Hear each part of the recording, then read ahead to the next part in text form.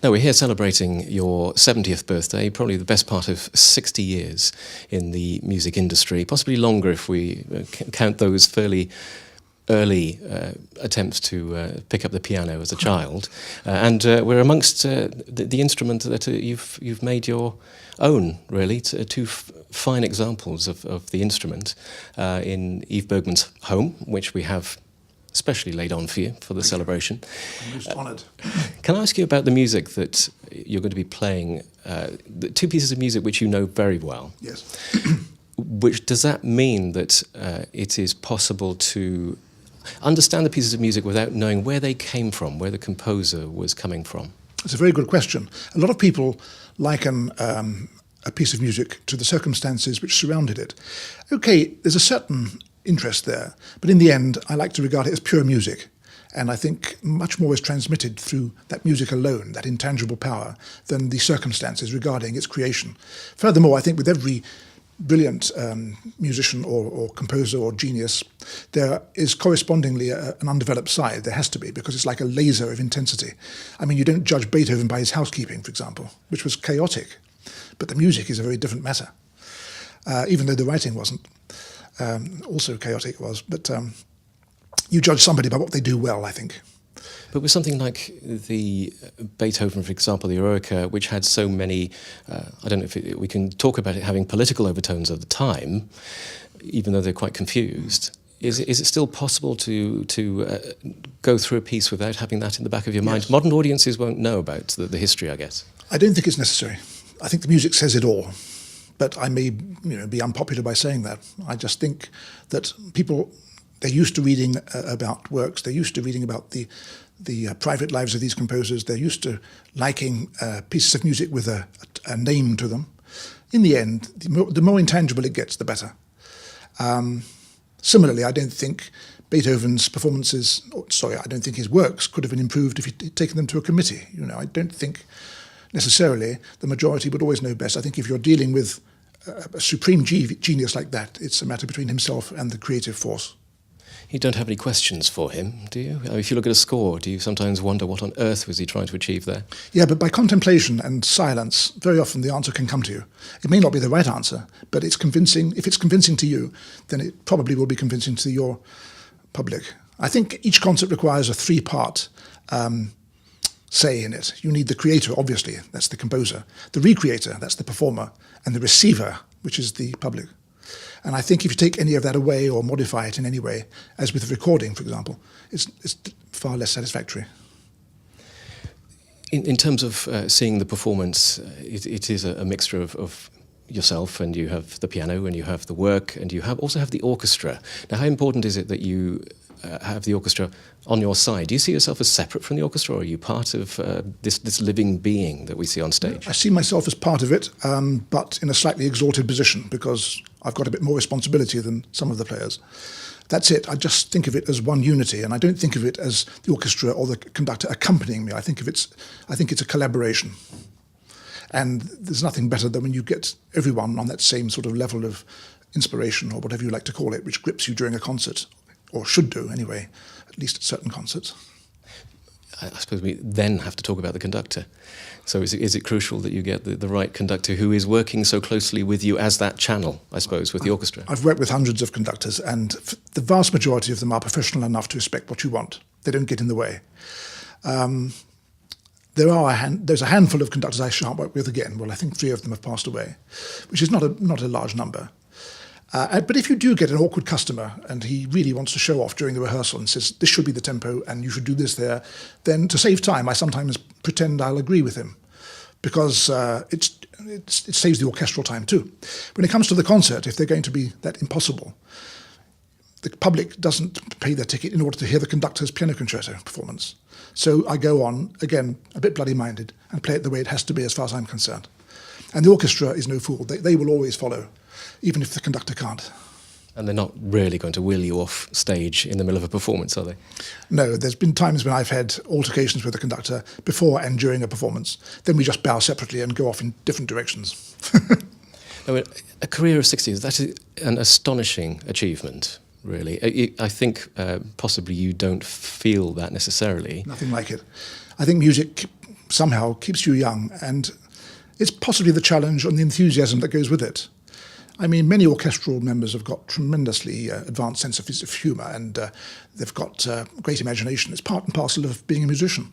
So although my job is quite responsible and serious for long periods, I love humour. I love one-liners. I like certain vintage comedians. You know, I get enormous refreshment from that. And also, I think you should keep your list of interests quite high.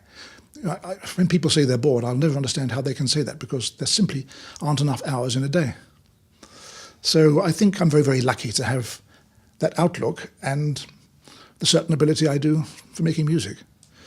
But I think whatever you do in life, you have to work hard at it. You can't suddenly expect to have everything on your lap as a privilege. You have to work that high in order to try to grasp powers that are waiting to help you, which are available to all people, which are so neglected nowadays in this material, instant age we live in, full of noise. Just looking back over the 60 years, I mean, that is one change that you've mentioned, that perhaps the professional lives of musicians has possibly changed, maybe for the worse over that time. But are there other things as well? We've seen new technology coming in. Apparently you rather like new technology. Oh, I love electronic gadgets, yes. Couldn't live without them. They've always amazed me. But the trouble is, as machines become more like people, people are inclined to become more like machines. So unfortunately, when it comes to the higher aspects of inspiration, which I don't think any computer can ever be, that's inspired, that's our saving grace, I hope, then of course it's going to be a compromise, and people's endeavours for excellence will gradually perish. It's a pity, because if you're just going to have one large eye and a big finger to press a button in future generations, that's not very much of an achievement. You were telling me before we started the interview that you have a tablet, and that's where you do a lot of your research with the scores these days. How much research do you actually put into the music? How long does it take before a concert? You mean how long do I like to prepare? It depends on the sort of music and whether it's very much in your fingers at the time. But I think one of my duties is not only just to prepare for the next concert, the next concerts, but also to keep learning new music, because it keeps you well-oiled, it keeps my remaining brain cell functioning reasonably well. And I think it's an obligation, because it's like meeting people. The more people you meet, the more it helps those you already know. And it's to do with the experience of life. And the wider the repertoire, the better it helps the music you've already learnt. And we are so spoiled as pianists because we've got a vast repertoire to choose from. I often feel sorry for oboe players, bassoonists, because of that limitation. We really are spoiled. I've played about 80 different concertos during my career, but there are hundreds more to learn, hundreds more to play. And that's one of the great things about being a pianist. Do you need to have something like a 70th birthday to actually act as a focus, I think? Because obviously you're doing the Rachmaninoff and the Beethoven this time. I think it was the Schumann for your 60th? I believe so. So does that mean you need to be edged towards a target or a goal? Are you goal-driven? Yes, very much so. I think I'm pretty useless without that. I like the challenge and I like working to a deadline. Without that, things can fritter away and just, become wasted. I said earlier I've got lots of hobbies, but obviously music is the number one passion. And often the hobbies are chosen to help the music, to refresh it. Because you can't talk music all day long. And one of the troubles about fellow pianists is that they're inclined to talk about piano technique, which is very limiting and boring, because, anyone can play the piano, especially if they're on the stage. It's taken for granted. But what I like to try to do is to make the piano into an orchestra, because I love orchestral music and the colours involved. And I mentioned earlier about the importance of having a wide dynamic range, but always, on every level, it should have very good quality. But also, you've got to be your own severest critic. If I've played well one night, sometimes I do, I think, then you deserve to be pleased with yourself and have a bit of a party with your friends. Next day, you must do it better. I've spoken to some conductors who really don't want to know what's happening behind them. They don't want to see the audience, the smell of the audience. But how do you relate to the audience? Do you like having the audience there? I do. To see them, right? I do. And as with orchestras, I feel they're instinctively on your side, apart from perhaps a couple of other pianists who might be there who would like to take my seat. On that tack, by the way, I've realised that as you progress in music, you realise very strongly that there's room for so many different sorts of pianists. They've all got their own public.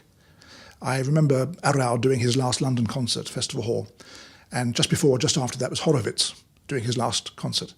Very different styles of piano playing, very different styles of public. Every person has got their own sort of public, and I'm certainly very grateful for mine.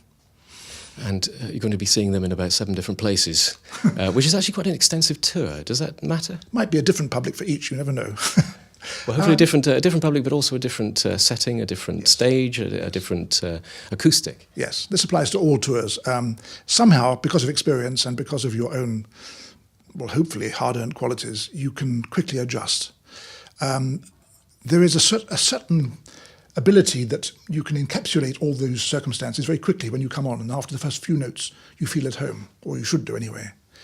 And that's helped by experience and getting older. You're performing in various halls during the concert. Some are big, some are small. Does it really matter to you? Do you like the intimacy of, for example, the Waterside in Aylesbury, or do you like the modernity of the Royal in Derngate, for example?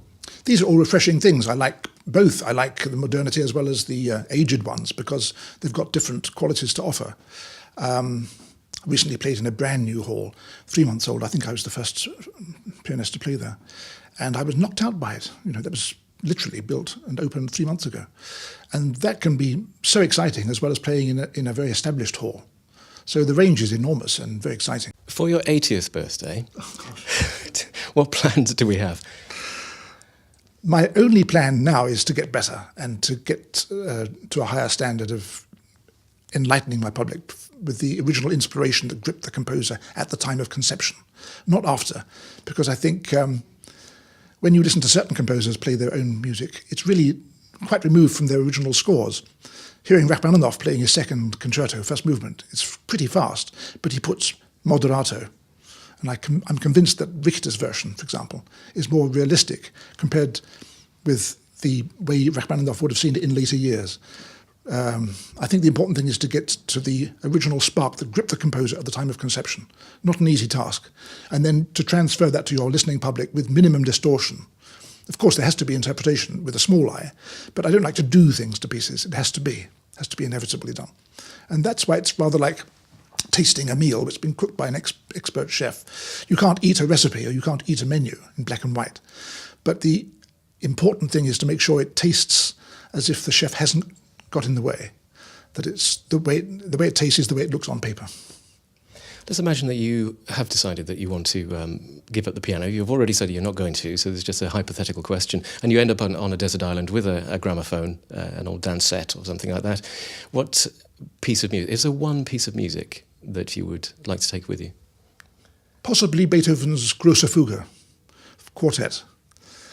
Otherwise, perhaps 111 Sonata number 32, Opus 111. It would probably be something searching like that. But to confine it to one choice is hard, if it's impossible. Because you've got to have so much in music, there's so much humour. I mean, I think one of the later Prokofiev symphonies would be a great choice as well. If he hadn't been overshadowed by such giants as Bach and Beethoven, Mozart, Brahms, then he would be high on the list. Well, he still is, of course, but I think he's very underrated at the moment.